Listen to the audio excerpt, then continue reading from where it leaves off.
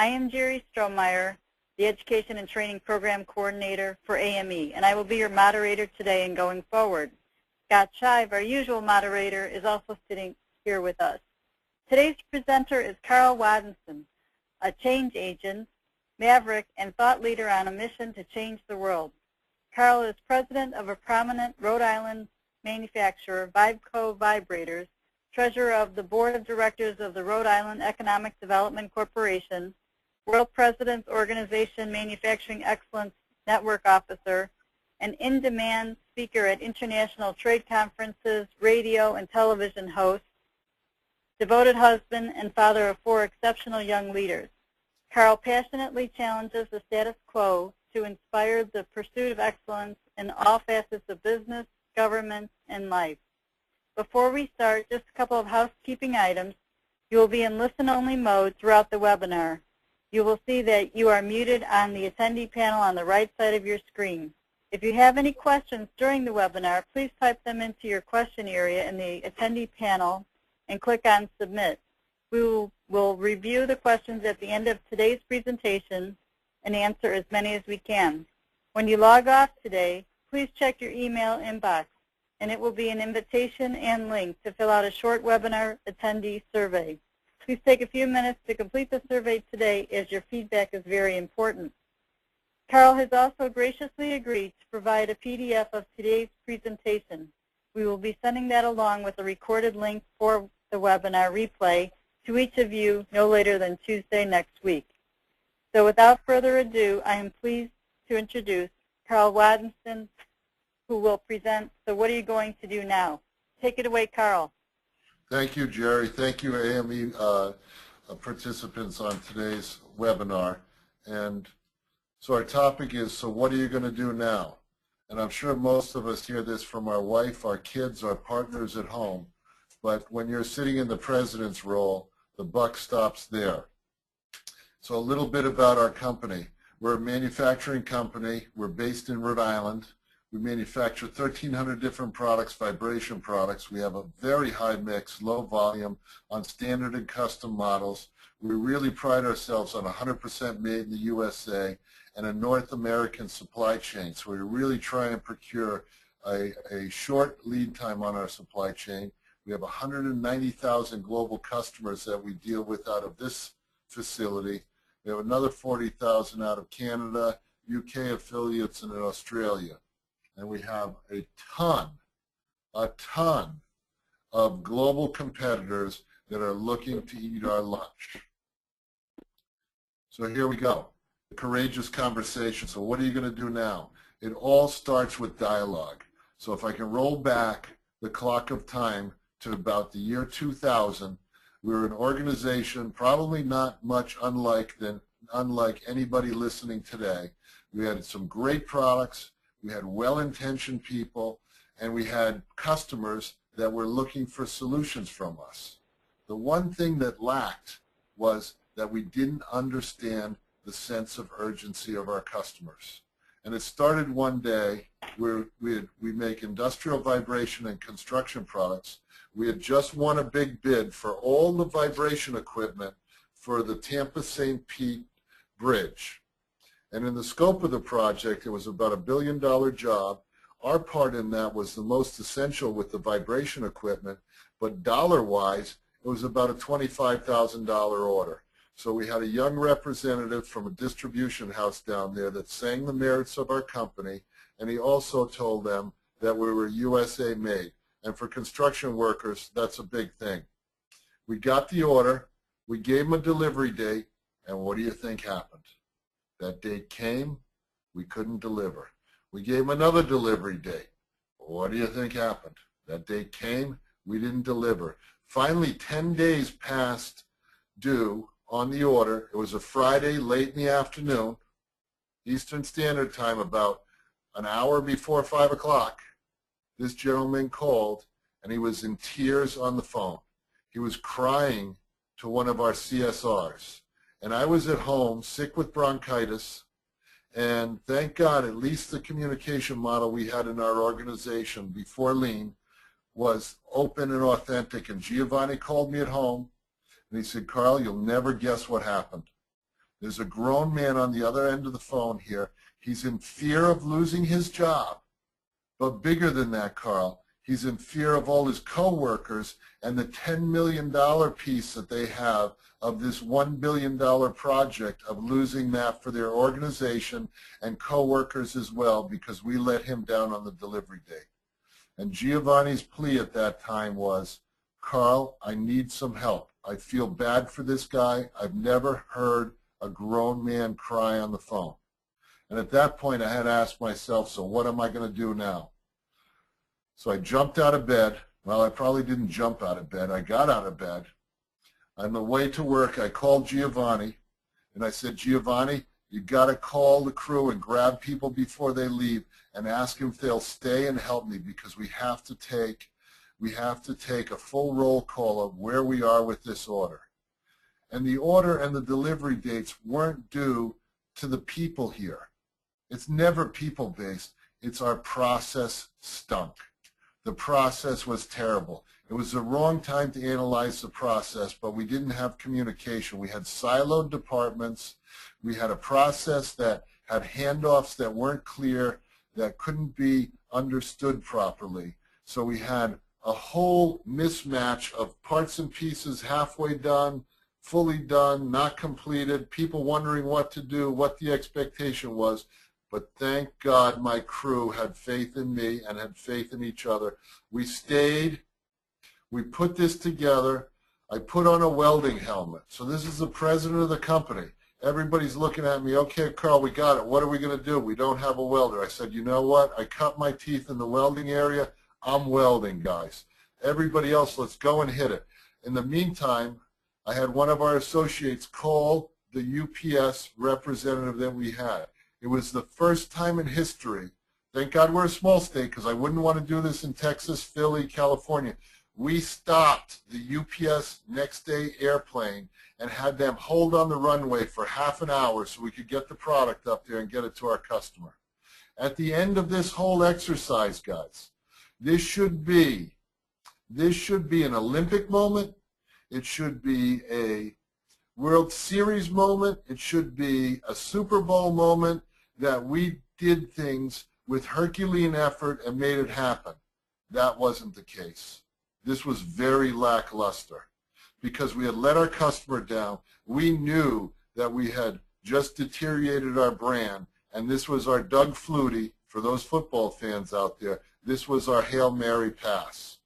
So at that point, when I went home and I could see that we couldn't rejoice in this, we were happy with the work we did for each other, but we knew that the bigger picture and the long tail of this wasn't good for the organization. So when I came back on Monday morning, I knew that I had to do something different and I had to think something different, because in reflection, I did not want to run an organization like this. It wasn't the part of it wasn't the team that I wanted to be part of, and if I couldn't be part of the team, then I could not expect people around me to want to be part of the team as well.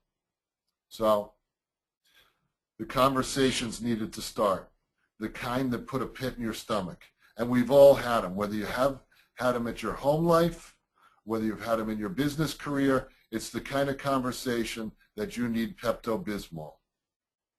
It's the kind of conversation that you try and avoid. You hope that maybe you won't have to have it. Maybe things will change around on their own. Maybe the dentist will call me for that root canal that I've been putting off, and I'll go do that instead of having the conversation. So the key with this, though, there's an upside to it, because those conversations are defining moments in any organization.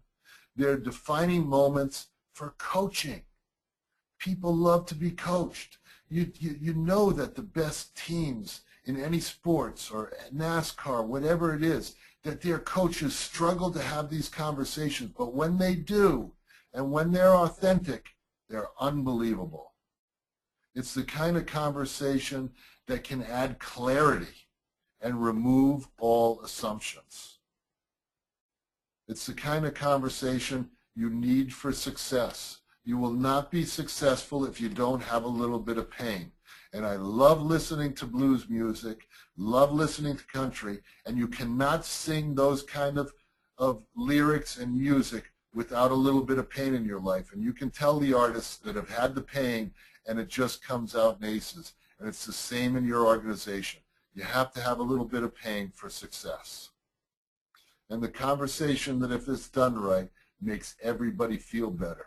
Because if you approach this with the right attitude and spend just as much time listening, you will walk away from that conversation and you will feel better and you'll say, why didn't I do this earlier? We needed this. So we take a playbook from Stephen Covey, 7 Habits of Highly Effective People. And I don't care what organization you are, AME has a whole big cross-section of manufacturing, service, all kinds of organizations that have operations, that have customers. And we all have a large, in today's economy, today's world, have a large circle of concern. But our circle of influence to affect this is very, very small. But you know what? If we can affect the things around us and start learning, start implementing things, we start exercising our muscles in problem solving, and all of a sudden now we get stronger and our circle of influence becomes bigger and we can affect bigger pieces. And if you look at the reactive slide to the right there, the focus, when we get stressed, our organizations get stressed. And what I mean by that is it could be internal stress from machines not running right, internal stress from not having the manpower, internal stress from customers, from quality or supply chain. All of a sudden now we start feeling we can get control of this. We've learned tools because we've been proactive to the left of that. We've been proactive so many times and learned things that we can get control of this. So we really, really practice this circle of concern and circle of influence, and it becomes our daily dialogue in our organization. Control what's inside your 4 walls. So if you think about the circle of concern, circle of influence, we start looking at how do we bring in operations? How do we bring in vendors so they really understand our plea? How do we bring in associates, people that are part of our value stream internally here, to start controlling that, start measuring that, start talking to people about the outcomes and the profound effect that they have on each other. And we get stronger every day. And that resilience and that strength pays off in ACEs. We do one big thing is we do small steps, solve one problem at a time. So instead of this big circle of concern, we break it down into manageable pieces. What can we effectively do that's in our control here right now at this minute? Forget about all the other things, the shoulda, coulda, woulda, wanted to. Do it now. Look at it critically. Look at it analytically and do it one at a time. And one thing that we do that I really, really sat back and thought about, because I had to think about what am I going to do now as the leader of this organization. People are looking at me for direction, strength, comfort, console, appreciation, and the determination to get it done. Our schools have taught us the left brain too much. The bow down, put your head, just work, follow the system, do it this way, don't upset the apple cart, don't ask a lot of questions, it's worked this way for 100 years. Well, you know what? We got to get into our right brain. The management schools, the engineering schools, and they are doing this. They're starting to have some fun. The right brain is our creative brain, the possibility side, the questioning side. What if we think about it this way? The side where we include people that we may not normally play with.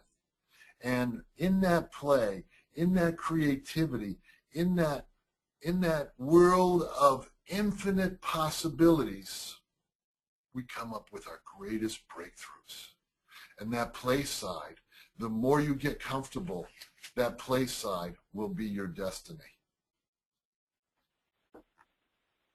The how, the purpose.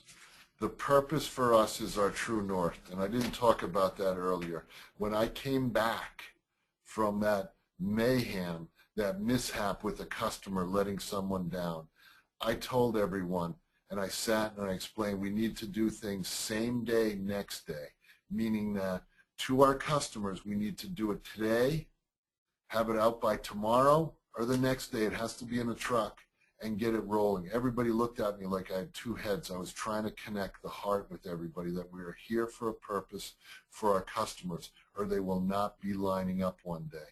And when we act as an organization from the heart and do these kind of things, people will line up and they'll want to be a part of us. I had to draw a picture of what same-day looks like. I had to talk about we're going to take frowns and turn them upside down. I had to give everybody a connection about the little pieces that they thought weren't important in the end-to-end process, how really important they were, and the purpose of everybody here, that we come to work for a purpose, and if we don't have that, we're in the wrong organization. The process was the TPS, the CI, the Vibe co-production system, and the people, that was our culture. We needed to get the culture where this was ingrained in all of us, and we just don't do lean here. We haven't read the book. We haven't gotten the t-shirt. We haven't been there once. This is a part of our life. We live and eat and think lean. We think our customers, everything we do, we look at the focus. How will it impact same day, next day, from 24 hours to 48 hours, from scratch, guys, with 1,300 products, 190,000 customers. You can overwhelm yourself with the minutia, but if everybody's doing it in unison, it becomes part of our life. It becomes small steps. It becomes doable. We have a few guiding principles that we have here, and we talk about them. They're diffusers, they're dialogue, they're things that help us with the courageous conversations, they're things that help us with what are you going to do now? It doesn't just lay on my shoulders as president of the company. It lays on every single one of us. What are you going to do now? How are you going to support each other? How are you going to support the customer? How are you going to have dialogue with the vendors? And the first premise that we have for all our associates, all our team members that work here, is choose your attitude. And you can come in with a crummy attitude that day because your teenagers didn't put gas in the car. Your wife told you to get milk and soap pods for the dishwasher 5 times and you forgot. And the first thing you wake up, your wife says, "Where are the soap pods? Where's some milk?" And it kind of sets you off. Well, let your coworkers know that, you know what, I'm having a bad day because I own it. It's not because of anybody here. But we try and get people to choose the positive attitude. Before you walk through the door, choose your attitude, declare it, let everybody know it's not because of something they did around you. It's not because of anything else, but you're there. Be present. So even if you have a crummy attitude or a super attitude, be present. Listen to it. Lean is about listening as well. We talk about all the sensory things. It's listening to your coworkers. It's watching the emotion on their face. It's being present so you can see the beauty of the things that happen. And be world class. I don't care what the size of your organization is. You make that declaration like Muhammad Ali. He's one of the people that I admire so much growing up and watching him. He was the world's greatest. Even when he got beat, he was the world's greatest, and he let everybody know that. He put that stake in the ground, and he made himself perform to that level. He really did. So as your organizations put that stake in the ground that we are the world-class plastic bottle makers, we are the world-class, dirt haulers in the world, no one will ever doubt you, because when you think it, you be it, and those actions become real. You know what a great thing to do, especially in the world today, is make somebody's day. Just think about other people. I don't care if it's the person that's sitting next to you. I don't care if it's the customer on the phone, the vendor. Make their day. Say something nice. Say something positive. Let them know you remembered something. Whatever that looks like for you out there, the people that are listening, make somebody's day. And do what you say you're going to do. Don't make promises. Don't make declarations when it's not going to happen. And when you do all these things right, you can have fun. People wonder, they come to our organization, they say, "Why are you guys having so much fun? Doesn't that disrupt the apple cart?" Well, no, it doesn't, because our culture, you do these 4 or 5 things prior to that, you can have a lot of fun because you take the stress out of the work. You have a clear vision towards the target, towards the end goal of customer-centric focus, right? This is a great question. So the listeners out there, I want you to think about this one for a minute. How many of you would Would you like to be a customer yourself? And this is my Swedish coming out here. How many of you would you like to be a customer of you? I think that's a little confusing. My basic question, guys, is this. Would you want to be a customer of your organization or the process that you control? Think about that for a minute. Because when I'm on the road, I call into our company here. We have live operators that answer the phone from 7:30 in the morning till 8 o'clock, and it's Herculean. We're on the East Coast, and we rotate and flex our schedules to do this because I hate getting an auto attendant. I want somebody live, somebody that's cross-chained to check orders, to send me technical data, and to do all these different things, at least the bare minimum, move the ball down the field. NFL is looking for just a few yards on every play to get to the goal line. Well, we're looking for a few yards with every customer to answer their question, right? And when I call, I count how many rings. I count how long it is. I ask them to send me things because I'm at a customer, and I look at our process. And when I talk to our teammates, when I come back from traveling or being out on the road, we look at the process, not the people. I take all that out of it, and I keep reminding everybody, guys, I'm showing you how the process worked for me and what didn't work for me. How can we tighten it up? Because if the president of the organization can't get to where I can deliver the pieces or do the functions that I need, then somebody that's a customer is probably going to have 10 times as hard a time as I did because they don't know the workarounds in the system, and our system is not built on workarounds. So think about that one. Your customer expectations. You know, we're really driving, and this is my thing for being a customer of our organization. I'm a customer on the web. I go on the web and try and read pages. I submit literature requests. I do crazy things. I send packages home to my house of vibrators. All our people in the neighborhood wonder what my wife's doing, but if I didn't drive a vibrator van, they know that they're test marketing. Be predictable. Reliable systems where they find partners, not barriers. And too many times that word partners is loosely used. Partners are emotionally and connected by the heart, and they have a clear understanding of what the expectation is, both up the chain and down the chain. And if it's beneficial for business, it's beneficial for citizens around your community where your organization is, because they must take the same path for all these services. So we've expanded out a little bit beyond our four walls into the public sector of showing them what a process, customer-based expectation system looks like using CI and TPS. The power of Gemba. The power of Gemba and observation.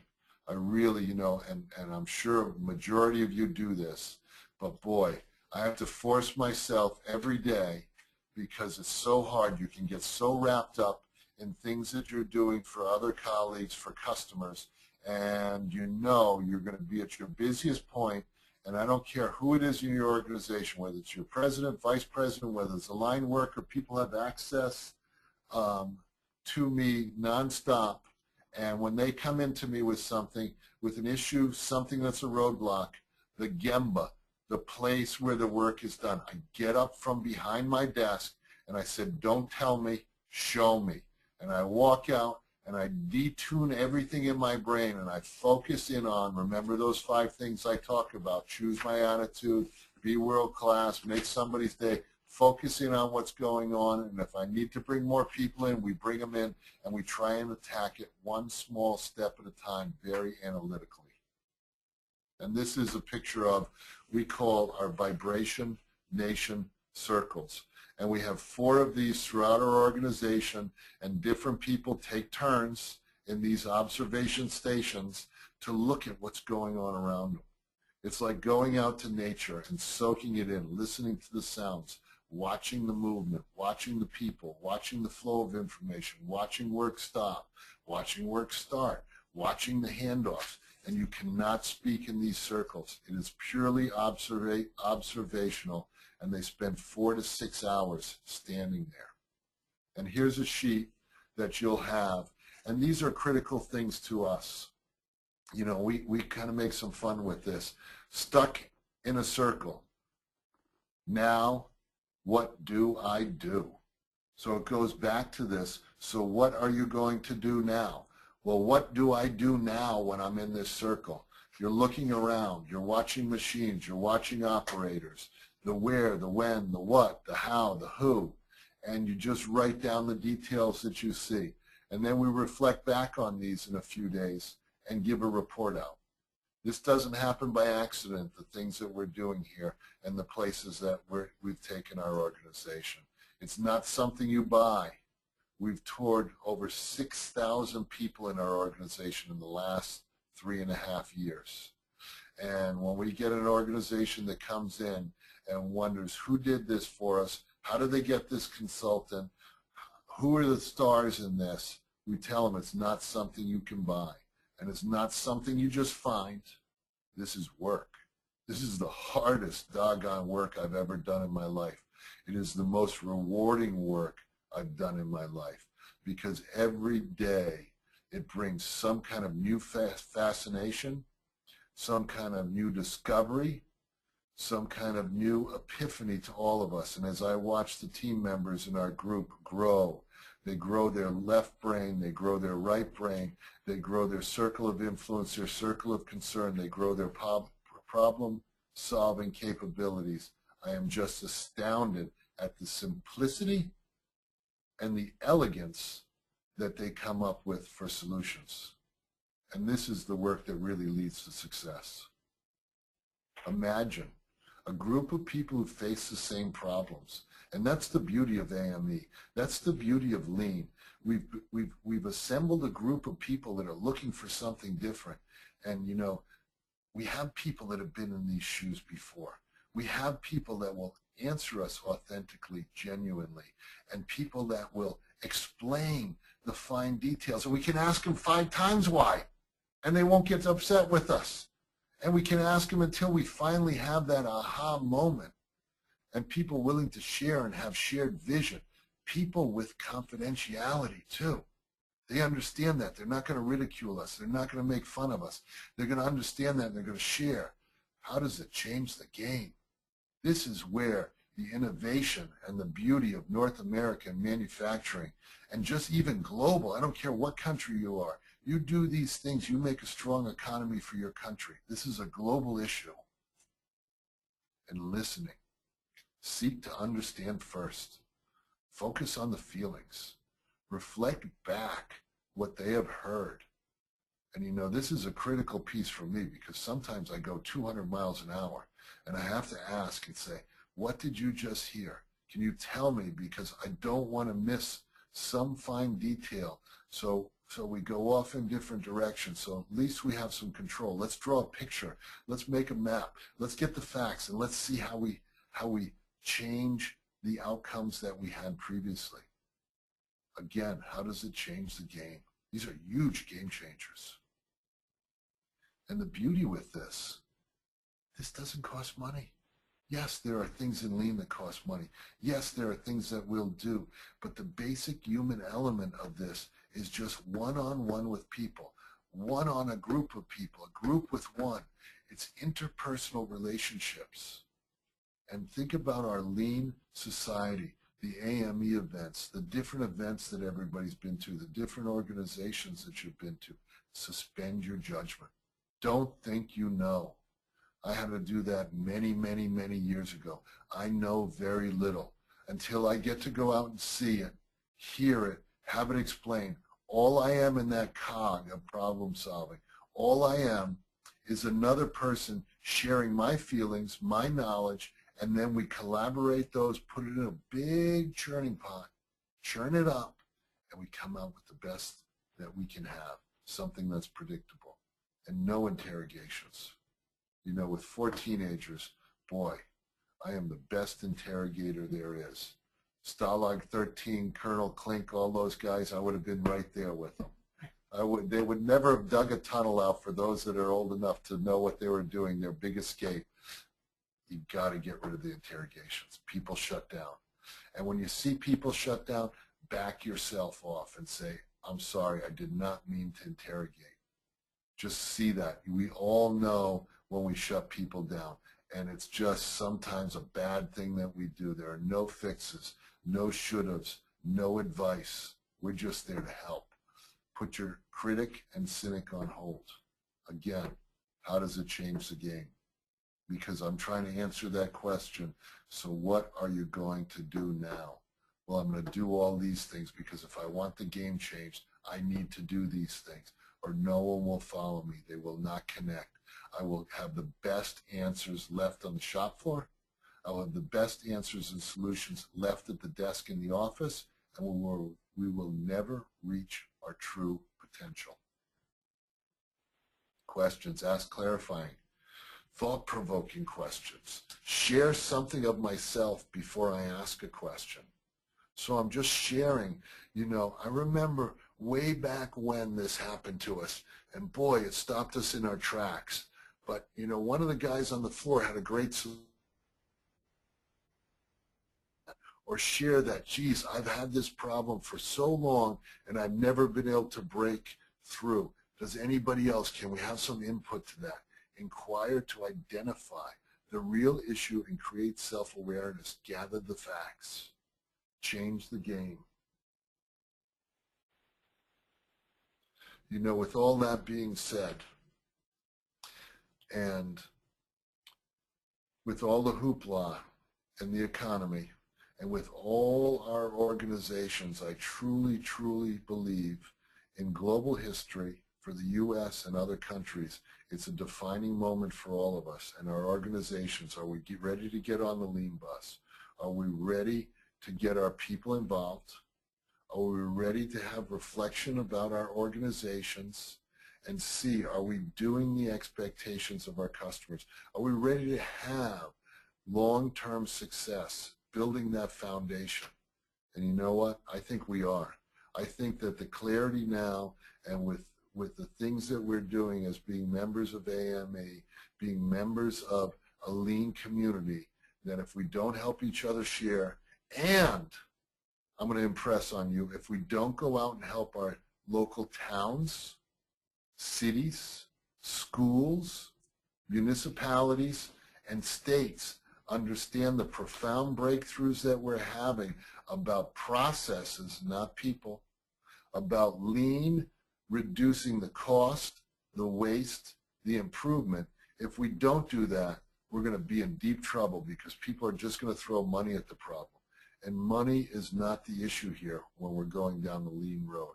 It's about people, innovation, and pure genius. Now, the nice thing, if you like this global conference call, is you can come and Gemba here in Wyoming, Rhode Island. I told Jerry and Scott that not too often do you get somebody on a global conference call that if you like what they're saying or you still have some real deep burning questions, that you can come to the organization, you can see what we're doing. We want feedback from people. Yesterday we had a group of people that drove from Baltimore to Rhode Island, which is a 7-hour ride, and about 500 miles, 600 miles of a U.S. manufacturer of commercial mowing equipment, and spent the whole day here with us, and the collaboration that happened was amazing. And you know what? They got the deep understanding, because if there's one thing our organization has is the culture in ACES and the problem solving. And we've let go of our egos here because we want people to come and share. So I extend that offer to anybody listening today. Come and tour the factory. Seeing is believing. And you can contact me, and I give everybody my email. I put my money where my mouth is. You want to talk to me, you can join us on Facebook, LinkedIn, all the other social media things. And the beautiful piece that we've been doing here at Vibeco, let me check my other slide here. Oops, here we go. The beautiful thing that we've been doing, if you go to No More Potholes, is that the link, Linda, in Facebook? No More Potholes? Yes, No More Potholes, Facebook.com/No More Potholes, or No Potholes RI. No Potholes RI, and see the profound work we're giving a machine that will eliminate potholes in our state, which is 36 miles by 39 miles. We're giving them away to 36 cities and towns with expectations, because in lean, Operational excellence, there are expectations. The mayor, the city managers, the town councils, the DPW workers, the guys on the line that are going to fix them, all have to be on the road, on a real road, where they have real problems, and we're fixing the holes together. We're going through the process change. It's not so much about the machine. What we're trying to do is drive culture, that they're stuck in this rut, that we fix holes this way. It's the only way to do it. Well, we've invented a product that is lightweight for them to do it, and we're teaching them lean lessons at the same time. And we're going to eliminate the cost of these potholes, which is astronomical to all of us as citizens, and our factory people are all behind us, giving away a machine at cost is $15.99. Do the numbers yourself. And we want to share with our people in our city and town and share with them the lean lessons. So that's my talk today. Hopefully it was enjoyable, and I hope that you have a lot of questions for me, because I ask stupid questions all the time. So please hit me with your questions. Thank you, Carl. Thank you, Carl. And You're now welcome. we will review any questions. If you do have any questions for Carl, please submit them on your screen on the right side, and I will read them to Carl.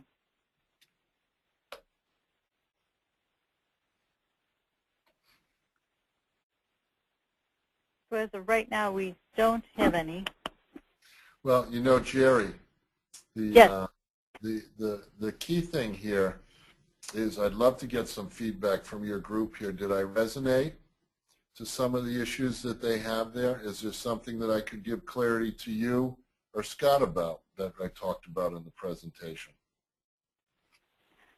I liked how you were talking about the different types of communication and trying to get through those tough conversations. Mm-hmm. Is there anything more that you would like to share on, you know, what you found as far as like a strategy to try and connect? You know, when you do ask someone a question, you know, like how they're feeling, and, you know, they might just shut down. How do you get to that next level, do you think? Well, you know, just like in Toyota Production Systems, it's practice, practice, practice, and we all have our own styles with this. And the YPO Young Presidents Organization that I belong to, they have what they call a clearing model. And there's a few books out there that you can get some dialogue to get people to feel comfortable and open up. And even 14, 15, 16 years into having these conversations like we've had now, it's centering yourself, getting a clear picture of the questions you want to ask, and listening to the person and being non-judgmental, non-confrontational, and asking and sharing of yourself. It's a lot of practice. I'll give you, Jerry, as well, a post to a book called The Drama-Free Office by Jim Warner.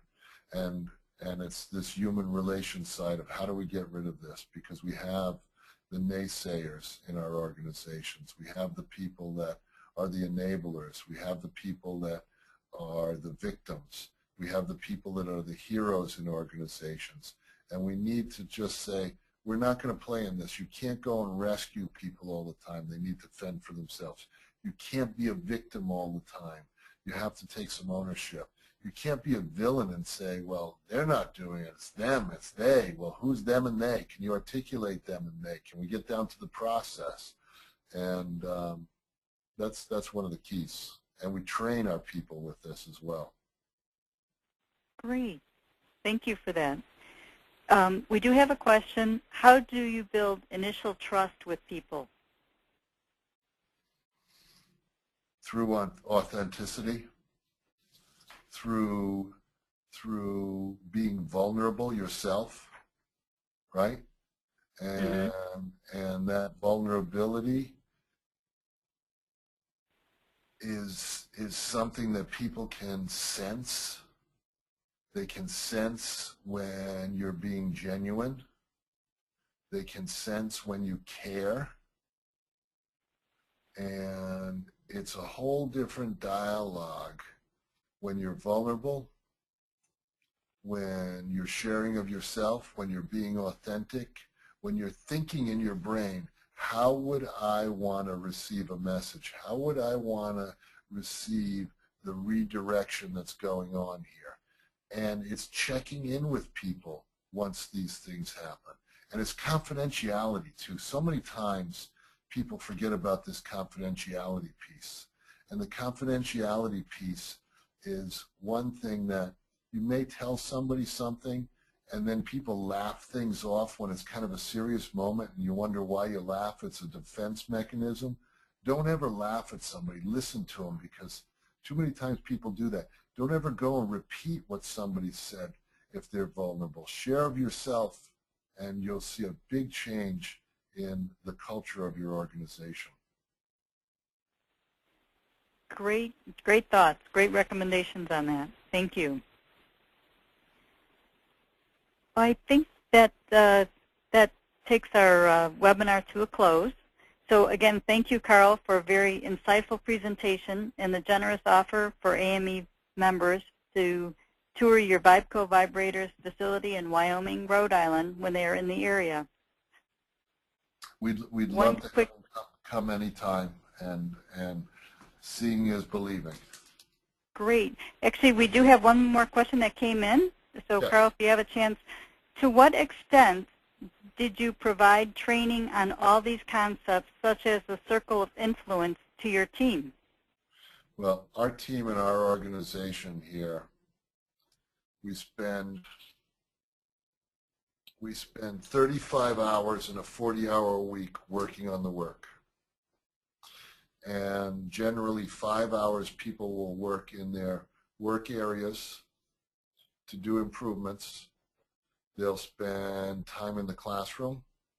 They'll spend time mentoring others in the organization here.